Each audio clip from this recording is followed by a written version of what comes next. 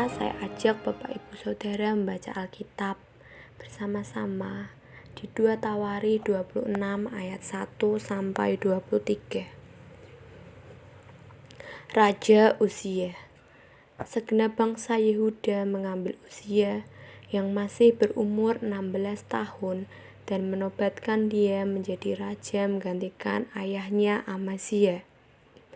Ia memperkuat Elot dan mengembalikannya kepada Yehuda. Sesudah raja mendapat perhentian bersama-sama dengan nenek moyangnya. Uzia berumur 16 tahun pada waktu ia menjadi raja, dan 52 tahun lamanya ia memerintah di Yerusalem. Nama ibunya ialah Yekolya dari Yerusalem.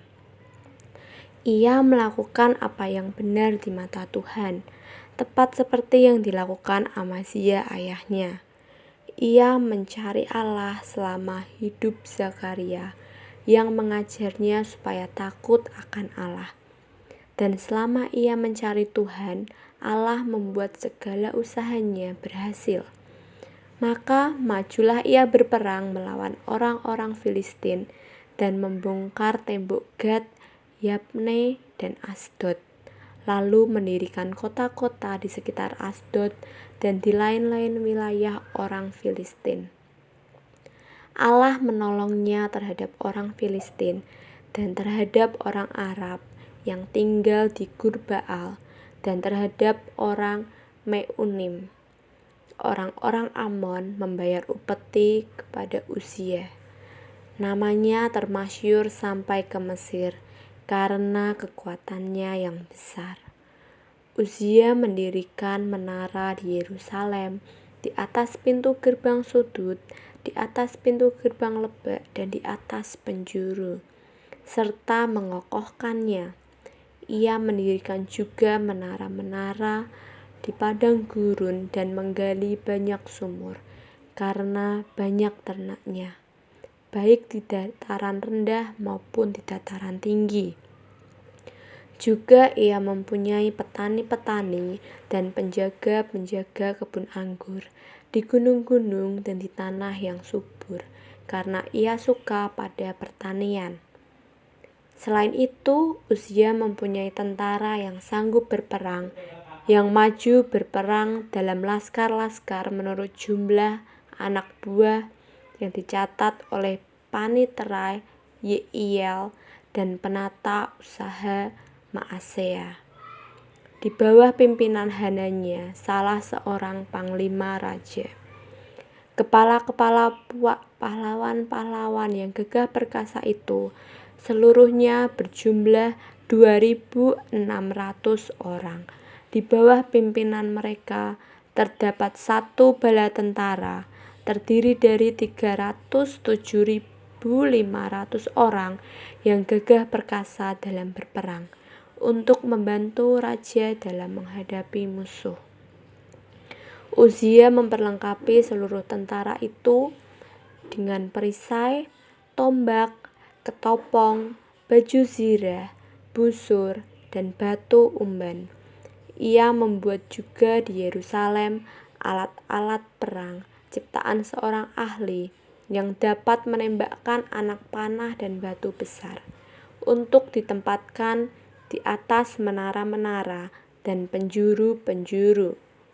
Nama raja itu termasyhur sampai ke negeri-negeri yang jauh karena ia ditolong dengan ajaib sehingga menjadi kuat.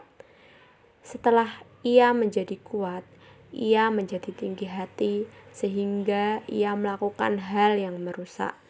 Ia berubah setia kepada Tuhan Allahnya dan memasuki bait Tuhan untuk membakar ukupan di atas mezbah pembakaran ukupan. Tetapi Imam Azaria mengikutinya dari belakang bersama-sama 80 imam Tuhan, orang-orang yang tegas. Mereka berdiri di depan Raja Uzia dan berkata kepadanya, "Hai Uzia, engkau tidak berhak membakar ukupan kepada Tuhan. Hanyalah imam-imam keturunan Harun yang telah dikuduskan yang berhak membakar ukupan." Keluarlah dari tempat kudus ini, karena engkau telah berubah setia. Engkau tidak akan memperoleh kehormatan dari Tuhan Allah karena hal ini. Tetapi Uzia dengan bokor ukupan di tangannya untuk dibakar menjadi marah. Sementara amarahnya meluap terhadap para imam. Timbullah penyakit kusta pada dahinya di hadapan para imam di rumah Tuhan, dekat mezbah pembakaran ukupan. Imam kepala Azaria dan semua imam lainnya memandang kepadanya, dan sesungguhnya ia sakit kusta pada dahinya. Cepat-cepat mereka mengusirnya dari sana, dan ia sendiri tergesa-gesa keluar, karena Tuhan telah menimpakan tulah kepadanya. Raja Uzia sakit kusta sampai kepada hari matinya, dan sebagai orang yang sakit kusta, ia tinggal dalam sebuah rumah pengasingan, karena ia dikucilkan dari rumah Tuhan. Dan Yotam anaknya mengepalai istana raja dan menjalankan pemerintahan atas rakyat negeri itu. Selebihnya dari riwayat Uzia, dari awal sampai akhir, ditulis oleh Nabi Yesaya bin Amos. Kemudian Uzia mendapat perhentian bersama-sama dengan nenek moyangnya, dan ia dikuburkan di samping nenek moyangnya, di ladang dekat pekuburan raja-raja, karena ia berpenyakit kusta, kata orang. Maka Yotam anaknya menjadi raja menggantikan dia. Amin. Shalom, selamat pagi semua. Apa kabarnya untuk hari ini? Pasti baik-baik aja ya. Saya percaya kita semua di sini baik-baik aja. Dan saya pun percaya kita semua di sini rindu untuk memuji dan meninggikan Tuhan. Amin. Amin. Mari, saya mau ajak Bapak Ibu semua untuk berdoa. Kita mau tutup mata. Yesus. Selamat pagi Tuhan, terima kasih Tuhan, terima kasih untuk hari baru yang Kau sediakan ini Tuhan. Terima kasih Tuhan juga untuk kesempatan yang telah Kau berikan kepada kami Tuhan, untuk bisa merasakan hari baru yang telah Kau sediakan ini Tuhan. Kembali pada pagi hari ini, kami rindu untuk memuji meninggikan Engkau Tuhan. Kami mohon Tuhan, Kau layakkan ibadah ini Tuhan dari awal hingga akhir Tuhan, supaya bisa jadi berkenan untuk Engkau dan bisa menjadi berkat untuk kami semua Tuhan. Kami percaya Tuhan, Engkau ada di sini bersama kami dimanapun kami berada Tuhan. Terima kasih Tuhan, terima kasih Yesus. Kami siap untuk memuji dan meninggikan Engkau Tuhan.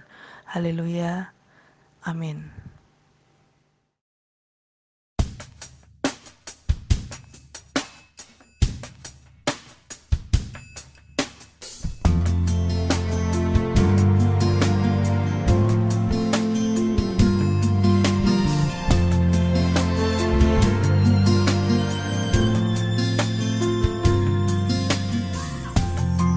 Kasih setiamu yang kurasakan lebih tinggi dari langit biru. Kebaikanmu yang telah Kau nyatakan lebih dalam dari lautan. Berkat-Mu yang telah ku terima sempat membuatku terpesona. Apa yang tak pernah ku pikirkan, itu yang Kau sediakan bagiku. Siapakah aku ini Tuhan, jadi biji mata-Mu. Dengan apa kan ku balas Tuhan, selain puji dan sembahkan. Siapakah aku ini Tuhan, jadi biji mata-Mu.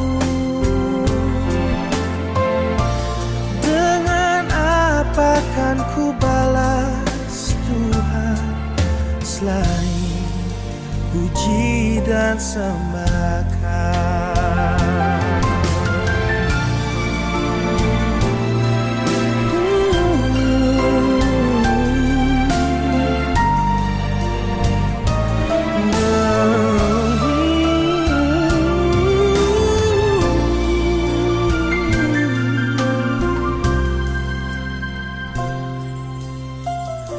Siapakah aku ini Tuhan, jadi biji matamu?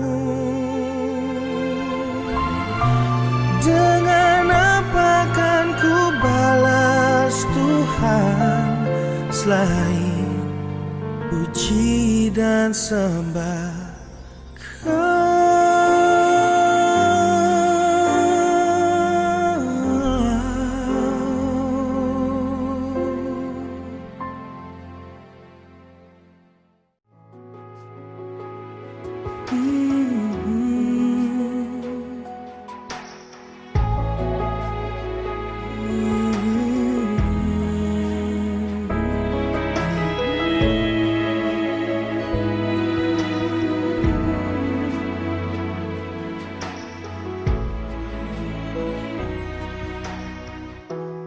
Kuatkanlah hatimu, lewati setiap persoalan.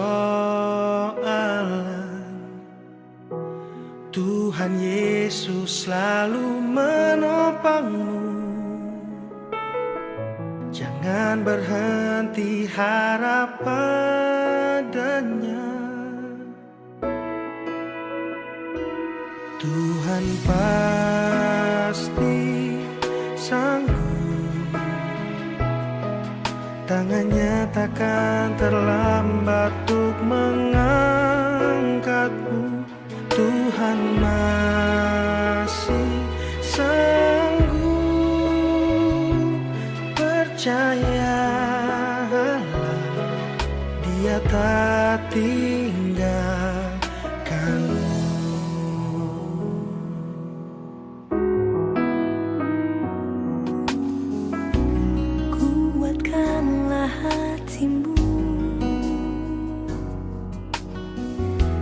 Lewati setiap persoalan,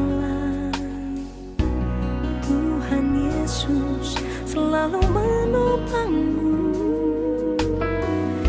Jangan berhenti harap padanya. Tuhan pasti sanggup, tangannya takkan terlambat untuk mengangkatmu. Tuhan masih sanggup, percayalah, Dia tak tinggalkanmu.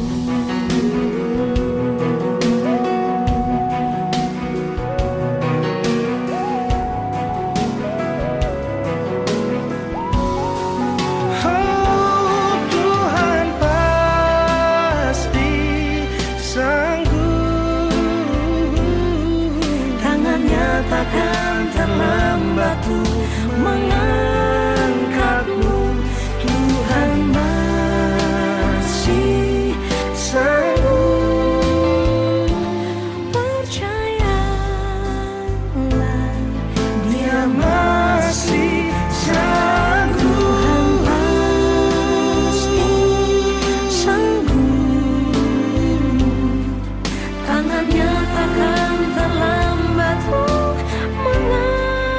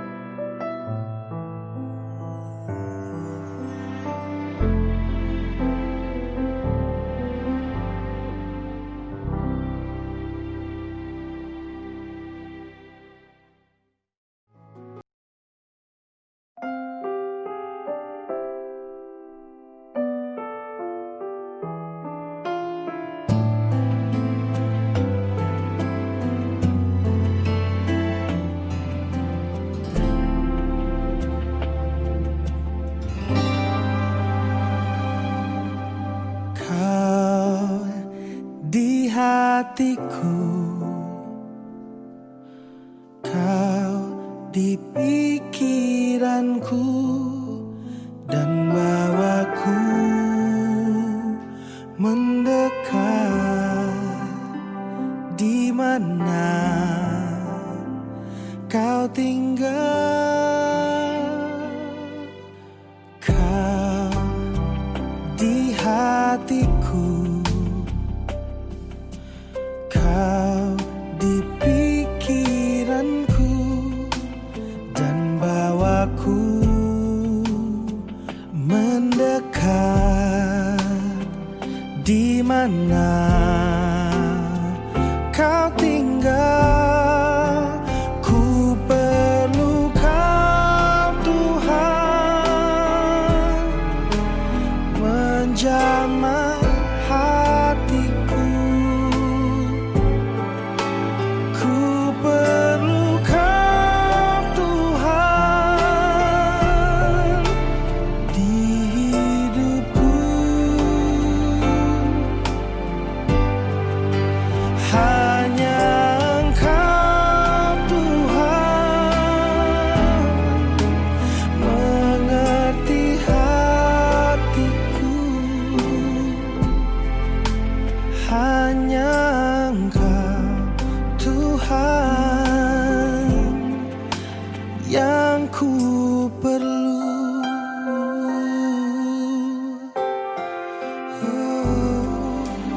Kau di hatiku, kau di pikiranku dan bawaku mendekat. Di mana kau tinggal? Ku perlu kau Tuhan, menjamah hatiku. Ku perlu kau Tuhan di hidupku. Hanya Engkau Tuhan mengerti hatiku. Oh, hanya Engkau Tuhan yang ku perlu. Ku perlu kau Tuhan, menjamah hatiku. Ku perlu kau Tuhan di hidupku. Hanya Engkau Tuhan yang sungguh mengerti hatiku.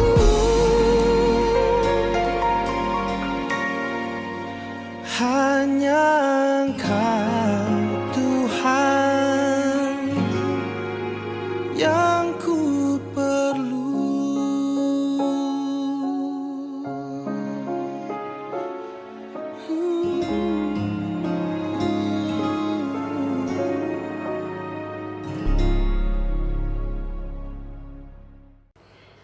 Mari jemaat, sebelum kita mendengarkan firman Tuhan, kita berdoa terlebih dahulu. Tuhan Yesus, terima kasih Engkau telah memberkati kami sehingga kami bisa pada hari ini tetap datang kepadamu Tuhan. Kami mau mendengarkan firman-Mu Tuhan Yesus. Engkau bertahta dalam hati kami, Engkau berkuasa atas pikiran kami Tuhan, sehingga nanti kami dapat melakukannya dalam kehidupan kami sehari-hari. Terima kasih Tuhan, kami siap menerima segala benih firman Tuhan yang ditabur pada hari ini. Di dalam nama Tuhan Yesus kami berdoa dan bersyukur. Amin. Ya, shalom, kita ketemu lagi pada hari ini. Saya ingin membawakan sebuah perenungan, yaitu tentang tahapan kehidupan. Bapak Ibu, banyak dari kita yang tidak menyadari bahwa kehidupan kita itu pada dasarnya itu ada dalam 3 tahap, ya. Tahap pertama adalah pendosa atau hamba dosa. Saudara, kehidupan orang Kristen itu digambarkan di dalam Alkitab itu seperti perjalanan orang Israel, ya. Pada waktu pertama kali orang Israel itu ada di Mesir, mereka sama menjadi hamba dosa. Mereka menjadi pendosa. Mereka tidak mengenal hukum-hukum Allah. Mereka hidup seenaknya sendiri. Mereka hidup tidak menurut kehendak Tuhan, tidak menurut hukum Allah, dan mereka tidak mengenal siapa Allahnya. Gitu. Nah, tahap pertama ini banyak dari orang Kristen yang ada di sini. Rupanya mereka tidak sadar gitu ya, karena pendosa atau hamba dosa ini adalah sesuatu yang terkadang tuh kita nggak sadar bahwa kita itu sebenarnya hamba dosa gitu. Hamba itu adalah seorang yang terikat. Jadi kalau kita terikat kepada sesuatu yang di luar hukum Allah, kita menjadi hamba dosa. Kalau di dalam 1 Yohanes 3 ayat 4 kita bisa lihat ya, bahwa dosa itu adalah pelanggaran dari hukum Allah. Hukum Allah itu apa? Nah, ini yang perlu kita pelajari ya. Setiap kita harus belajar. Apa itu? Belajar mengenal Tuhan Yesus, belajar mengenal Allah, belajar mengenal Tritunggal, belajar mengenal hukum-hukumnya, belajar mengenal kasih-Nya, belajar mengenal semua kita pelajari. Dan dosa adalah pelanggaran hukum Allah. Kalau kita tidak tahu hukum Allah, kita akan dengan mudah melanggar. Kita akan dengan mudah melakukan sesuatu yang di luar hukum Allah, yang kebalikan dari hukum Allah. Terus dosa itu jadi apa dong selain melanggar? Konkretnya seperti apa? Di dalam 1 Yohanes 5 ayat 17 itu lebih didetailkan lagi, lebih dijelaskan lagi bahwa dosa adalah semua kejahatan. Ya, kalau dalam bahasa aslinya kejahatan itu adalah segala sesuatu ketidakadilan atau ketidakbenaran. Tidak benar itu apa? Ya nggak jujur, ya kan? Tidak hidup sesuai dengan kebenaran. Itu semua ketidakbenaran dan itu semua adalah dosa. Saudara, Allah kita tidak main-main dengan dosa. Dia adalah Allah yang Maha Kasih, iya, tetapi Dia membenci dosa. Jadi kalau saudara dan saya masih hidup di dalam pendosa atau hamba dosa atau masih hidup di Mesir, saudara, yuk saat ini kita bertobat, kita datang kepada Tuhan, akui semua dosamu, dan kita keluar dari Mesir. Jangan lagi menjadi hamba dosa, jangan lagi menjadi pendosa. Saudara, keterikatan terhadap sesuatu itu terkadang tidak disadari. Ya, seperti apa contohnya? Kalau kita tidak bisa melakukan, maksudnya kita suka sekali melakukan ini. Kalau nggak melakukan itu, saya rasanya ada yang aneh. Misalnya seperti itu ya. Kalau saya tuh tidak minum alkohol, saya rasanya tuh nggak bisa gitu. Kayaknya saya belum minum gitu. Atau kalau habis makan saya nggak merokok, itu rasanya nggak bisa saya. Mulutnya tuh rasanya asem, ya kan? Kadang kita dengar ya hal-hal seperti itu. Itu keterikatan, saudara. Segala sesuatu yang kita tidak bisa lepaskan. Segala sesuatu yang selalu nempel sama kita. Aduh, aku kalau habis makan tuh harus dimuntahin lagi misalnya. Ada teman saya seperti itu. Jadi kalau makan tuh disogok-sogok supaya muntah lagi, supaya dia nggak menjadi gemuk. Itu keterikatan, saudara. Banyak hal yang membuat kita menjadi keterikatan. Kalau aku nggak berbuat baik, aku rasanya gimana gitu. Saya harus supaya dilihat orang-orang tuh nanti menilai saya nanti jelek kalau saya tidak berbuat baik. Itu keterikatan. Walaupun kelihatannya bagus ya, walaupun kelihatannya kita menjadi baik, tapi enggak. Ya, hati-hati saudara. Kalau kita itu juga misalnya pergi ke gereja supaya rasanya enak, supaya diberkati, supaya dikira orang Kristen yang baik, hati-hati saudara. Itu itu juga termasuk salah satu keterikatan. Ya, sekali lagi, motivasi di dalam itu yang menjadi kunci utamanya. Motivasimu apa? Seperti berpuasa, puasa itu baik, tetapi kalau kita melakukannya karena kebiasaan, karena keharusan, karena itu ya, kebiasaan gitu. Itu memang setiap tanggal 1 sampai tanggal 5 saya tuh harus puasa. Tidak ada saudara seperti itu di Kristen. Tidak ada mengikuti Tuhan itu ada aturan-aturan yang seperti itu. Hati-hati saudara, itu keterikatan juga gitu. Nah, kadang hal-hal baik, hal-hal yang kita pikir itu benar, hal-hal yang kita pikir itu Kristiani, hal-hal yang kita pikir itu rohani, ya, hati-hati saudara. Nah, untuk bisa mendeteksi atau supaya tahu gitu ya, ini saya keterikatan atau bukan, saudara harus terus connect sama Roh Kudus. Saudara harus terus tanya sama Tuhan, Tuhan, aku melakukan ini motivasinya apa? Apakah ini untuk menyenangkan hatimu, atau karena kebiasaan, atau karena apa Tuhan? Ya, saudara, keterikatan itu adalah suatu kebiasaan yang berulang, yang terus diulang, dan itu membuat kita jadi nyaman dan membuat kita jadi kalau tidak melakukan itu tuh rasanya ada yang kurang, rasanya ada yang aneh. Terkadang kita tidak tahu ini berkenan atau enggak di hadapan Tuhan. Bagaimana caranya?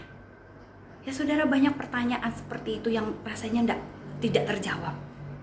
Tapi saudara, saya mau ajak pagi ini ya, kita mau merenung dan saya harap setelah saudara mendengarkan perenungan ini, khotbah saya, saudara bisa lebih dekat sama Tuhan dan tahu jawabannya.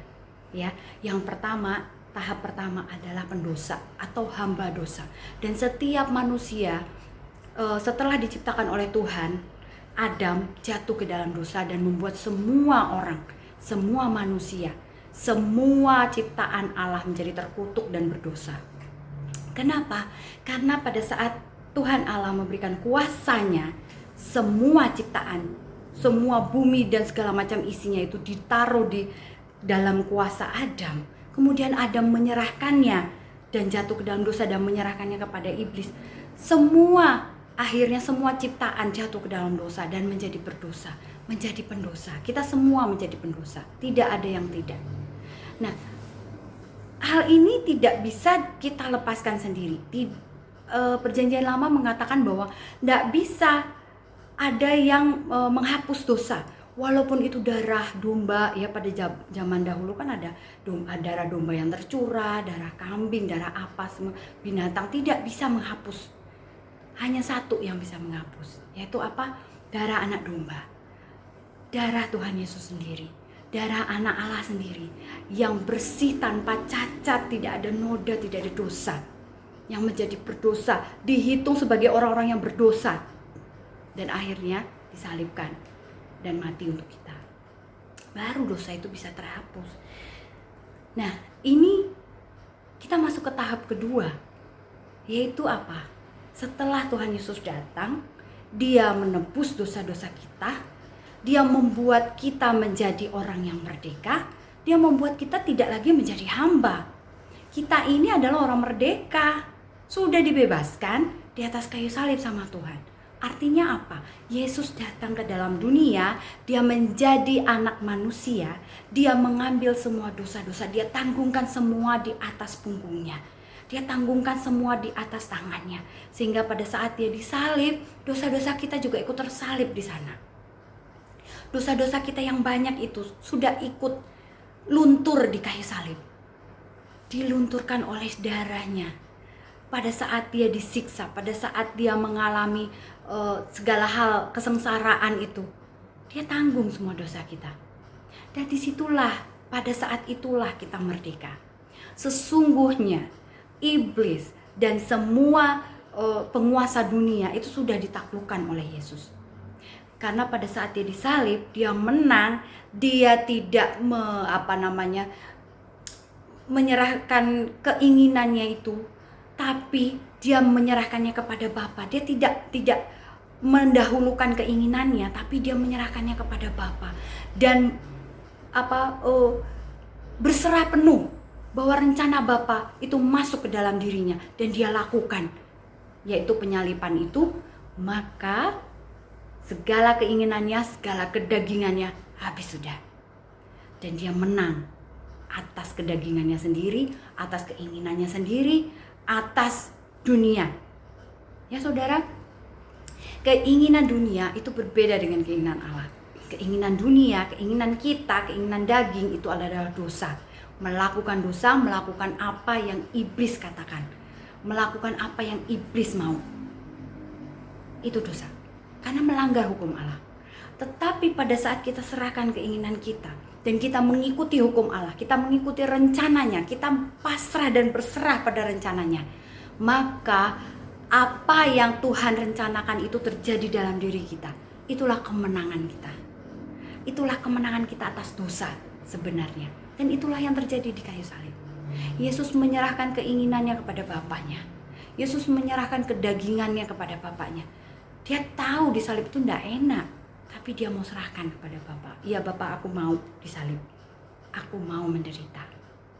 Itulah salib. Pada saat Yesus disalib, segala dosa kita sudah luntur. Iblis sudah dikalahkan, penguasa dunia sudah dikalahkan. Tetapi catatannya adalah hanya kepada orang-orang yang percaya. Apakah saudara percaya pada salib? Apakah saudara percaya sama Tuhan Yesus? Apakah saudara percaya dosamu sudah diampuni? Kalau percaya, langkah selanjutnya adalah yang kedua tahapannya. Kita akan naik, kita dari pendosa, dari hamba dosa, kita akan naik menjadi anak Allah. Tapi ada syaratnya saudara. Apa syaratnya? Kita belajar sama-sama ya. Yang pertama adalah 1 Yohanes 1 ayat 12. Kita buka 1 Yohanes 1 ayat 12. Tetapi semua orang yang menerimanya diberinya kuasa, nyanya besar ya, supaya menjadi anak-anak Allah, yaitu mereka yang percaya dalam namanya. Garis bawahi, percaya dalam namanya. Kalau kita percaya dalam namanya siapa? Nama Yesus. Kalau kita percaya dalam nama Yesus, kalau kita menerimanya, nyanya itu Yesus, kita diberi kuasa untuk menjadi anak-anak Allah. Tahu dari mana? Karena Yesus sudah lebih dahulu melakukannya untuk kita. Dia memberi contoh.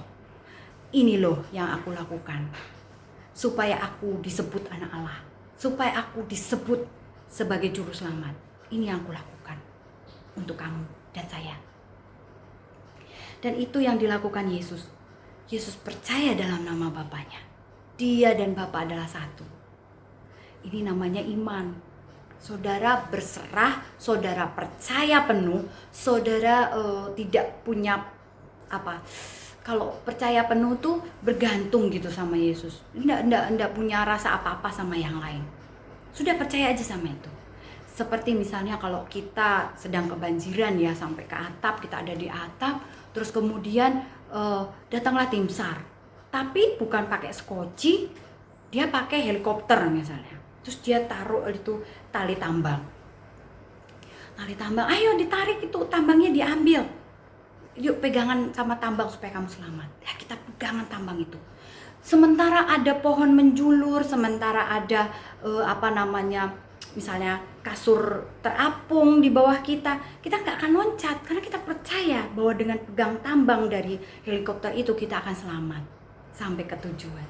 Nah, itulah percaya, menggantungkan seluruh kehidupan kita, seluruh apa yang kita miliki digantungkan kepada Yesus, dipegang tangan Yesus. Kita tidak mau pegang tangan yang lain. Itu namanya percaya dalam namanya, itu namanya beriman. Yang kedua syaratnya adalah Roma 8 ayat 14. Kita buka ya.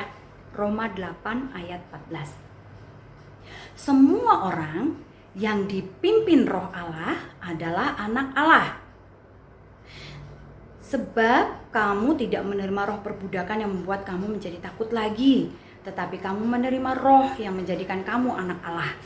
Oleh roh itu kita berseru, ya Aba, ya Aba. Roh itu bersaksi bersama-sama dengan roh kita bahwa kita adalah anak-anak Allah. Yang kedua adalah syaratnya apa? Kita harus mau dipimpin oleh Roh Allah. Roh Allah itu apa? Roh Kudus.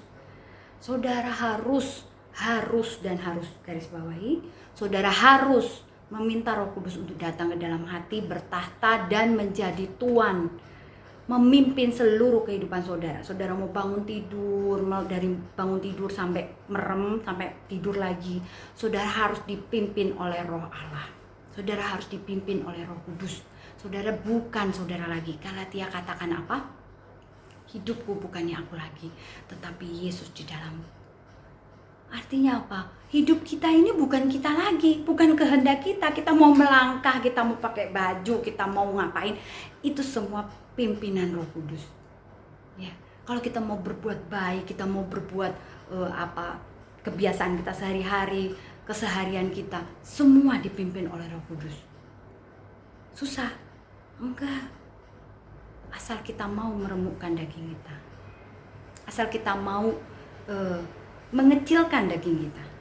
Aduh, aku pingin sekali misalnya ya, lihat tetangga suka jalan-jalan, punya mobil baru misalnya, atau punya sepeda. Sekarang lagi ngetren kan main sepeda.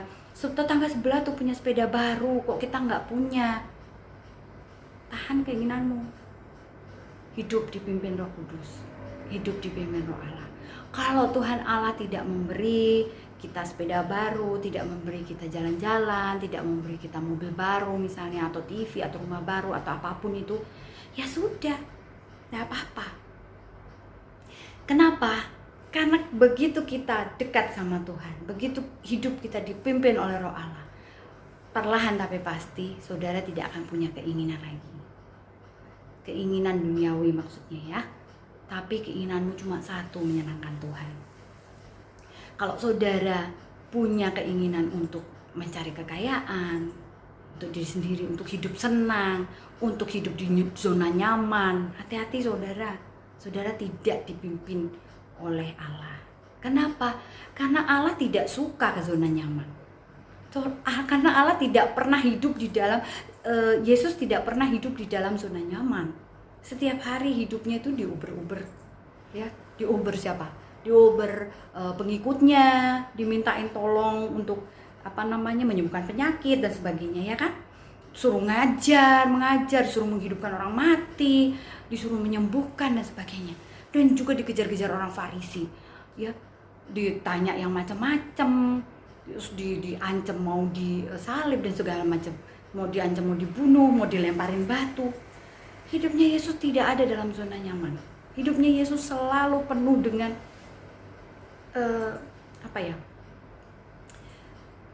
kalau menurut saya ya, hidupnya itu penuh dengan surprise gitu, kejutan-kejutan.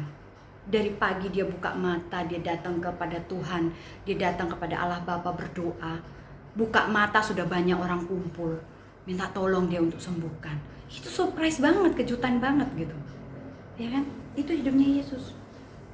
Yang kedua, yang pertama tadi percaya dalam namanya atau beriman. Yang kedua, hidup dipimpin oleh Roh Allah. Dan yang ketiga, syaratnya supaya kita menjadi anak-anak Allah apa? 1 Yohanes 3 ayat 10. Kita buka ya.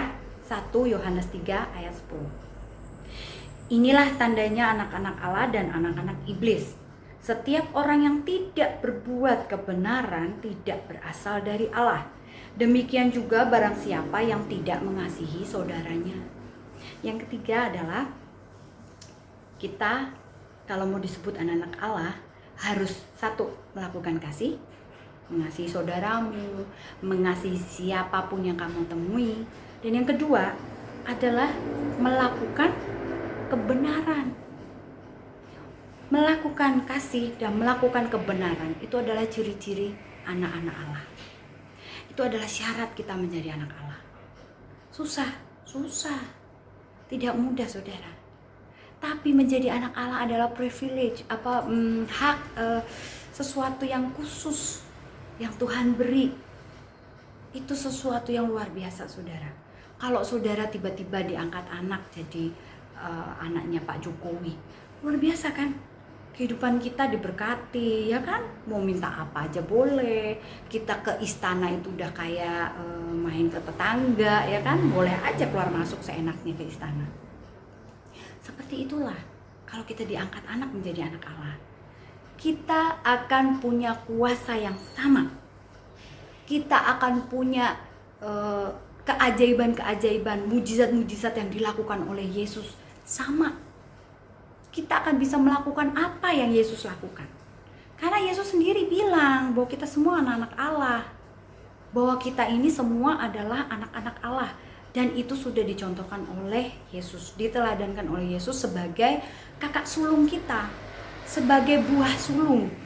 Ya, Alkitab mencatat bahwa setiap hidup Yesus adalah contoh dan teladan supaya diikuti oleh orang-orang yang percaya kepadanya. Setiap orang Kristen yang mengaku percaya kepada Allah, ya itu contohnya hidup seperti Tuhan Yesus. Kalau kita sudah sampai di titik ini, melakukan satu, percaya kepadanya, beriman kepada Tuhan Yesus.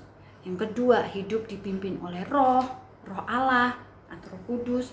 Yang ketiga, melakukan kasih dan melakukan kebenaran. Saudara, kita langsung disebut anak-anak Allah. Dan Bapak gak malu. Ya, seperti dalam cerita di Ayub tuh, Allah pasti tanda kutip norak-norain kita ke anak-anak Allah, ke malaikat-malaikat maksudnya, ke iblis juga. Ini kamu lihat nggak itu Ayub? Luar biasa itu anakku. Ya, seperti itulah. Bapak bangga sekali menyebut kita itu anak-anaknya. Bapak bangga sekali menyebut, kamu udah lihat belum itu yang namanya si Anu? Dia anakku. Dia melakukan kebenaran, dia melakukan kasih. Dia melakukan. Dia percaya namaku. Itu yang Allah katakan. Oleh karena itu, kalau saudara mau disebut anak-anak Allah, mau naik tahap selanjutnya, mau menjadi masuk ke dalam tahap selanjutnya, saudara harus melakukan ini 3. Kalau enggak, saudara tetap di tempat, saudara akan tetap menjadi pendosa, tetap menjadi hamba dosa. Saudara belum keluar dari Mesir. Ya, tahap kedua ini adalah tahap di mana Israel masuk ke dalam padang gurun. Menjadi anak Allah itu sama seperti kita masuk ke padang gurun. Samanya di mana? Israel masuk ke padang gurun dengan tujuan apa? Allah katakan supaya umatku mengenal Tuhannya, katanya. Supaya umatku mengenal Tuhannya. Kenapa? Karena di dalam padang gurun Tuhan tunjukkan semuanya. Dia tunjukkan mujizatnya, dia tunjukkan kehebatannya, dia tunjukkan kasihnya, dia tunjukkan kemarahannya, dia tunjukkan kasih, apa semuanya dia tunjukkan. Betul apa betul? Betapa banyak bangsa Israel dipertunjukkan, dipertontonkan betapa Allah itu cemburu, betapa Allah itu kasih, betapa Allah itu membangga-banggakan Israel. Betapa Allah itu memberkati Israel luar biasa. 40 tahun di padang gurun, tidak ada yang koyak itu sepatunya. Ya kan? Sandalnya, bajunya tidak ada yang koyak, saudara. Semua baik-baik saja. Kecuali kalau mereka melakukan dosa. Kecuali kalau mereka tidak turut atau tidak tunduk pada hukum Allah. Ya, kita belajar bahwa ada bani-bani atau puak-puak yang dihukum Allah, semua dihanguskan, semua ditelan bumi dan sebagainya. Kita belajar. Kenapa? Karena mereka ingin balik lagi ke Mesir. Karena mereka ingin melakukan dosa lagi. Karena mereka mau berhenti jadi anak Allah. Karena mereka mau berhenti jadi umat pilihan. Saudara mau berhenti? Atau mau lanjut? Karena belum selesai nih, tahapan ada 3, saudara. Kebanyakan orang Kristen hanya puas sampai di sini. Hanya puas sampai di 1,5, belum sampai 2, belum menjadi anak Allah. Baru 1,5, sudah tidak berdosa, sudah mengakui dosa, sudah bertobat, sudah memandang salib, tapi tidak mau melakukan 3 tadi. Tidak mau percaya dalam iman, dalam nama Tuhan Yesus atau beriman, tidak mau hidup dipimpin dalam roh Allah, tidak mau melakukan kasih dan kebenaran. Akhirnya tidak menjadi anak-anak Allah. Akhirnya di tengah-tengah gantung 1,5 tahapnya. Berhenti. Saudara, Tuhan tidak mau kita berhenti sampai di sini. Ini baru sampai keluar Mesir, ya. Kalau saudara 1,5 itu saudara masih di laut. ya, pada waktu mau menyeberang dari keluar dari Mesir, kan bangsa Israel ketemu dengan laut ya, Laut Merah, Laut Mati. Nah itu kan dibelah sama Musa supaya bisa lewat. Nah saudara berhenti di sini kalau saudara cuma menerima keselamatan, menerima bahwa Tuhan Yesus disalib dan mati untuk kita, titik. Tapi tidak mau terus, tidak mau menjadi anak Allah, tidak mau masuk ke padang gurun, tidak mau hidup dipimpin oleh Roh Allah. Saudara akan mati tenggelam di situ. Atau saudara akan balik ke Mesir dan mengingat bahwa di Mesir kita itu makan daging, bahwa di Mesir itu kita hidup enak, bahwa di Mesir itu kasurnya empuk, bahwa di Mesir itu enggak panas kayak di padang gurun, bahwa di Mesir itu kita tuh punya segala macam, ke pasar bisa, ke bioskop bisa, ngapain bisa, ya kan? Di padang gurun bisa apa? Hidup dipimpin Roh Allah bisa apa? Selain saudara mengikuti apa yang Tuhan katakan. Gak bisa apa-apa saudara. Nah, itulah anak-anak Allah. Tuhan tidak ingin kita menjadi hamba dosa. Memang di dalam Alkitab di Roma ada mengatakan bahwa kita itu bukan hamba dosa lagi, tetapi kita adalah hamba kebenaran. Masih hamba juga, iya. Tapi ingat, Tuhan ingin kita melakukan hamba kebenaran, tapi dengan posisi, dengan status, dengan jabatan anak Allah. Jangan salah saudara, anak Allah itu jabatan, itu status. Seperti kita punya KTP, ya, bukan KTP, maksudnya akte kelahiran. Akte kelahiran, hari ini telah dilahirkan seorang anak. Kita sudah dilahirkan oleh Allah, kita menjadi anak-anak Allah. Itu kita punya akte kelahiran, ya. Hamba tidak punya, dia nggak punya hak. Nah, kita tetap melakukan hamba kebenaran, tapi dengan status anak Allah. Kita sekarang punya status, ya saudara. Ini tahap yang kedua, menjadi anak Allah. Dan tahap yang ketiga apa saudara? Setelah kita menjadi anak Allah, saudara nggak bisa stuck di situ. Saudara harus terus naik dan naik dan naik. Apa tahap ketiganya? Tahap yang ketiga adalah menjadi sahabat Allah. Sahabat Allah itu tingkatannya jauh lebih besar daripada anak Allah. Kita tetap anak Allah, tetapi anak Allah yang sudah dewasa, yang sudah matang, yang sudah sempurna, yang sudah mengerti banyak hal. Ya, inilah yang dimaui Tuhan. Tapi ada syaratnya juga, saudara. Kenapa sih menjadi anak Allah, menjadi sahabat Allah itu harus ada syaratnya? Saudara ingat gak bahwa Bapak Abraham, ya, Bapak orang percaya, dia punya 2 anak. Yang pertama ada Ismail. Ismail disebut anak kedagingan, dan yang kedua adalah Ishak. Ishak disebut sebagai anak perjanjian. Dan di Ibrani dikatakan kita disebut anak-anak perjanjian karena kita keturunan Ishak, keturunan Abraham dari Ishak secara rohani. Artinya apa? Kita disebut sebagai keturunan Ishak karena kita adalah anak perjanjian. Anak perjanjian maksudnya apa? Kalau perjanjian ada pihak satu, ada pihak dua, betul gak saudara? Pihak satunya siapa? Allah. Pihak duanya? Ya saudara dan saya. Artinya apa? Allah gak bisa berbuat itu sendiri.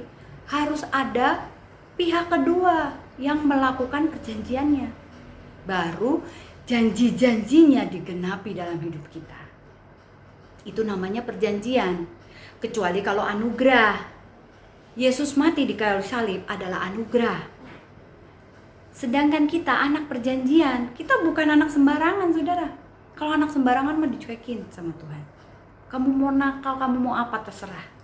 Gak pernah dipukul, gak pernah diajari, gak pernah dikasih tahu yang benar yang mana, yang salah yang mana. Itu anak-anak gampang. Allah kita enggak. Saudara sadar enggak? Pada saat saudara tidak melakukan hukum Allah, pada saat saudara tidak percaya padanya, saudara tidak mau hidup dipimpin Roh Allah, saudara tidak melakukan kasih, tidak melakukan kebenaran, saudara pasti dipukul pantatnya sama Allah. Puk, ayo kamu melakukan, ayo kamu anakku. Atau dijewer telinganya. Sama seperti seorang ibu, ya, Kalau anaknya salah, dia jewer langsung. Kamu salah, nak. Kalau ibu-ibu nggak pernah jewer anaknya, ya saya kasih tahu, kamu nggak mengasihi anakmu loh. Seorang anak itu nggak tahu mana yang benar, mana yang salah.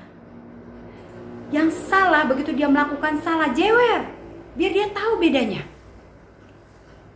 Biar dia tahu bahwa itu salah. Harus.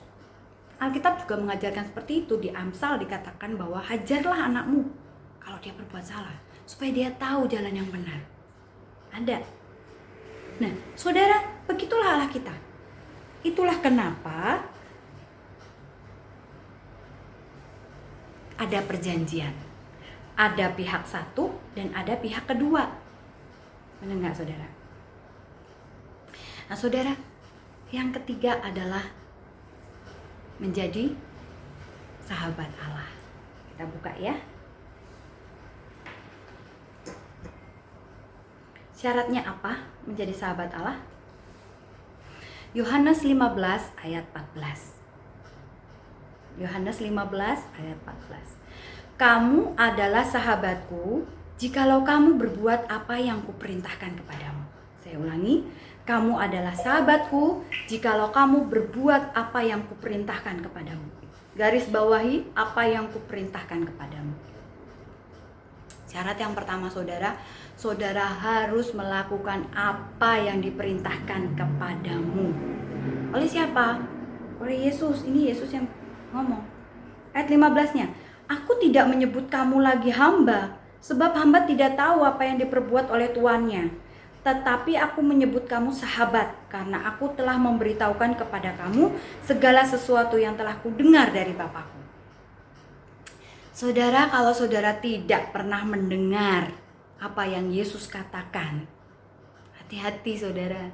Bagaimana saudara mau melakukan apa yang Tuhan Yesus perintahkan kalau saudara tidak mengerti apa yang Dia katakan? Bagaimana saudara bisa mengerti apa yang Dia katakan kalau saudara tidak pernah belajar, tidak pernah dengar pengajaran, tidak pernah datang untuk bersekutu? Gak bisa, saudara. Bukan kamu yang memilih aku, tetapi akulah yang memilih kamu. Dan aku telah menetapkan kamu supaya kamu pergi dan menghasilkan buah. Dan buahmu itu tetap. Ya. Ini yang pertama. Yang kedua apa, saudara? Kita buka di Efesus 4. Ini tiba-tiba hilang semua, saudara. Jadi saya harus lihat di HP. Efesus 4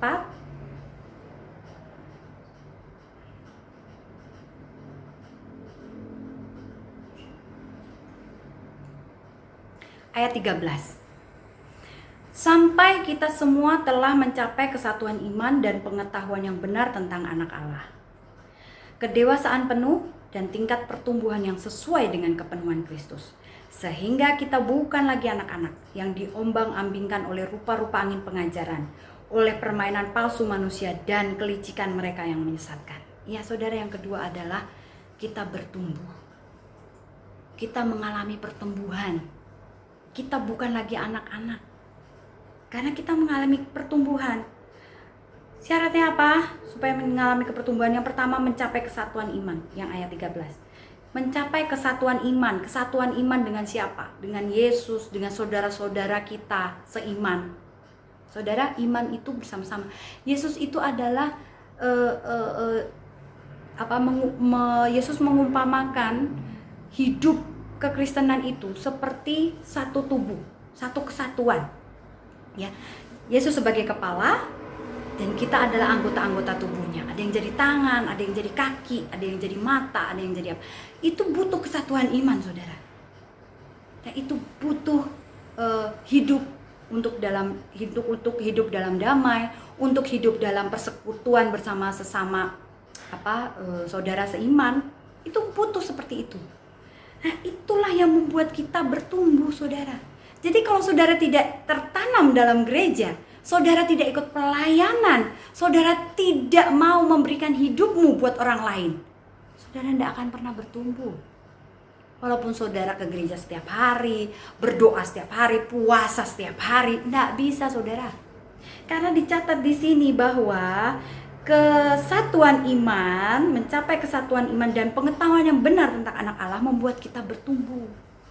Pengetahuan tentang anak Allah hanya bisa dicapai pada saat kita belajar tentang Yesus, tentang kehidupan Yesus, tentang Allah, tentang Tritunggal. Bagaimana belajarnya? 1, lewat masalah dalam hidup kita. 2, lewat persekutuan dengan teman-teman dalam gereja, dalam teman-teman seiman. Cuma itu. Bagaimana kita mengenal Allah itu cuma itu. Lewat pendengaran, lewat kita bersekutu, lewat kita saling memberi satu sama lain, memberi diri. Kemudian mencapai kedewasaan penuh. Pada saat kita sudah mencapai kesatuan iman, kita punya pengetahuan yang benar tentang anak Allah, kita akan mempunyai kedewasaan penuh dan tingkat pertumbuhan yang sesuai dengan kepenuhan Kristus. Maksudnya apa? Kita akan punya tingkat pertumbuhan. Setiap orang berbeda sesuai dengan kepenuhan Kristus. Kristus yang memenuhi, Kristus yang memberikan itu. Sesuai dengan cawan kita, sesuai dengan ukuran kita. Kamu bertumbuh sesuai dengan apa yang kamu pelajari, sesuai dengan apa yang kamu dengar, sesuai dengan apa yang kamu keluarkan, effortnya, usahamu yang kamu keluarkan itu. Kamu mencapai tingkat pertumbuhan itu sesuai dengan itu. Dengan apa yang kamu keluarkan, usahamu. Kalau kamu tidak mengeluarkan usaha apa-apa, kamu tidak akan pernah bisa bertumbuh, saudara. Kamu akan jalan di tempat. Kamu akan tidak mencapai Kanaan. Ya, tahap ketiga ini, tahap dewasa, menjadi sahabat Allah, menjadi sahabat rekan sekerja Allah. Itu diibaratkan kita sudah sampai ke tanah Kanaan. Pada saat di tanah Kanaan, saudara, bangsa Israel tetapi sudah sangat jarang menghadapi atau mengalami mujizat. Kenapa? Karena mereka harus mengusahakan sendiri tanah. Mereka harus mengusahakan supaya tanah itu menghasilkan. Tetapi hasilnya itu, kalau orang lain nyangkul sekali, hasilnya 2. Bangsa Israel nyangkul sekali, hasilnya 13. Hasilnya yang dilipat gandakan sama Allah. Tapi tetap kerjanya, tetap usahanya, itu bagian kita. Saudara sudah berusaha belum untuk mengenal Allah? Saudara sudah berusaha belum masuk Kanaan? Saudara sudah berusaha belum mencapai tingkat pertumbuhan sesuai kepenuhan Kristus? Saudara sudah berusaha belum mencapai kedewasaan? Saudara sudah berusaha belum mencapai kesatuan iman? Yang paling dekat dulu deh dengan pasangan. Saudara sudah belum? Kalau belum, saudara masih putar-putar di padang gurun. Saudara belum sampai tanah Kanaan. Banyak orang Kristen cuma sampai di tahap kedua. Lebih banyak lagi sampai di tahap pertama. Jarang yang sampai di tahap ketiga. Banyak yang dipilih tetapi sedikit. Banyak yang terpanggil tetapi sedikit yang terpilih. Tuhan memanggil lewat apa? Lewat penyalipan Yesus. Tuhan panggil, ayo. Siapa yang berdosa? Siapa yang punya dosa banyak? Siapa yang mau sembuh? Ayo datang ke salib. Dia panggil semuanya. Dia panggil mau orang besar, mau orang kecil, mau orang benar, mau orang salah, mau orang apa, semua dia panggil. Tidak ada yang enggak. Tapi yang datang, yang mau datang, yang mau tersungkur, yang mau tersungkur di bawah kaki salibnya Tuhan Yesus. Tidak banyak, saudara. Apalagi yang tersungkur, oke, banyak sekali. Tapi yang mau bangkit dan melakukan seperti yang Yesus lakukan, naik ke kayu salib, disalib, tambah sedikit lagi. Tambah sedikit yang terpilih. Saudara dan saya, hari ini Tuhan panggil. Apakah saudara dan saya yang orang-orang terpilih? Apakah saudara dan saya mau mencapai tahapan kehidupan yang sempurna? Ini yang Tuhan mau. Kenapa? Karena Allah sudah memberikan segala tahta pemerintahan nanti di dunia baru, di langit baru, bumi baru, itu kepada Tuhan Yesus. Dan Tuhan Yesus mengajak setiap kita yang percaya kepadanya, anak-anak Allah yang mau dewasa, yang mau menjadi sahabat Allah, untuk duduk di pemerintahan bersama Dia. Kita bisa baca di Wahyu bahwa Allah mengajak setiap kita untuk bersama-sama memerintah dengannya. Kita bukan hanya terpilih di sebelah kiri atau kanan. Enggak, saudara. Saudara dan saya dipanggil, dipilih untuk menjadi kepala pemerintahan bersama Yesus.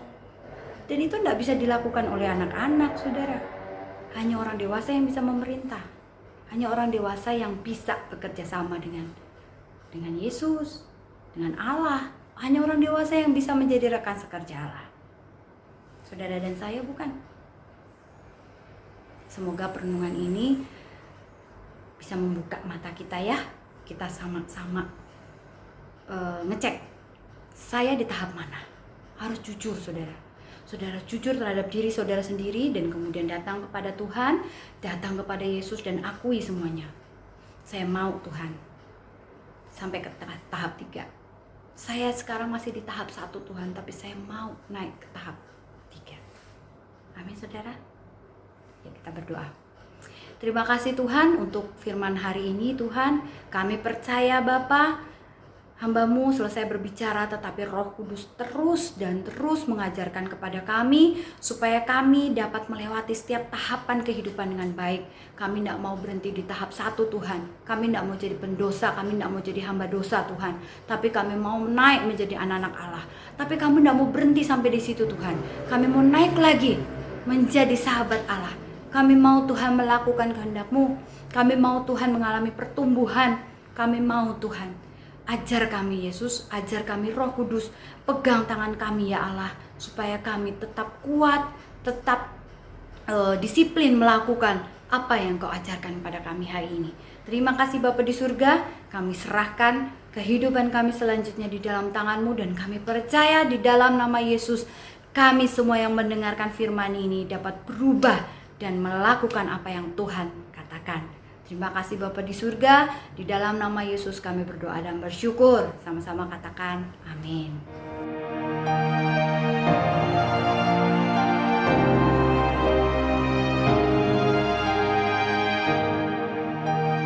Pengakuan iman rasuli. Aku percaya kepada Allah, Bapa yang Maha Kuasa, Khalik langit dan bumi, dan kepada Yesus Kristus anaknya yang tunggal Tuhan kita, yang dikandung daripada Roh Kudus, lahir dari anak darah Maria, yang menderita sengsara di bawah pemerintahan Pontius Pilatus, disalibkan, mati dan dikuburkan, turun ke dalam kerajaan maut. Pada hari yang ketiga, bangkit pula dari antara orang mati, naik ke surga, duduk di sebelah kanan Allah, Bapa yang Maha Kuasa, dan dari sana Ia akan datang untuk menghakimi orang hidup dan yang mati. Aku percaya kepada Roh Kudus, gereja yang kudus dan am, persekutuan orang kudus, pengampunan dosa, kebangkitan orang mati, dan hidup yang kekal.